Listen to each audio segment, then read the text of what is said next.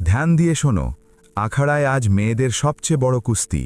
যে বাঘিনীকে হারাবে তাকে 1 কোটি টাকার ইনাম মিলবে। এই আওয়াজ হাওয়ায় ভাসছিল। কিছু লোক হাসছিল, কিছু অবাক হয়েছিল, কিছু বলল, আরে বাঘিনীকে কে হারাবে, ও তো খুব তাকাতওয়ালা, 1 কোটির স্বপ্ন দেখছে এরা। আখাড়ায় এক এক করে বড় বড় পেহেলওয়ান এলো। কারো বাহু মোটা, কারো কদ উঁচু, কারো পাকাড় মজবুত। কিন্তু যেই বাঘিনী হাত লাগালো, সবাই মাটিতে ধুলো ছড়াতে লাগল। ভিড় চিৎকার করে উঠল, বাঘিনী, বাঘিনী, বাঘিনী, বাঘিনী। সেই গাঁই থোকা দূরে ভাঙাচুরা ঝুপড়িতে থাকত রাহুল। বয়স মাত্র 17 বছর। কাপড় সাধারণ, মুখে ক্লান্তি, চোখে ভয় নয় বরং দায়িত্ব। তার বাবা খুব অসুস্থ থাকতেন, কাশতেন, শ্বাস নিতে কষ্ট হতো, বিছানা থেকে উঠতেও পারতেন না। ডাক্তাররা সাফ বলে দিয়েছিল, অসুখ খুব বড়, চিকিৎসায় পঞ্চ।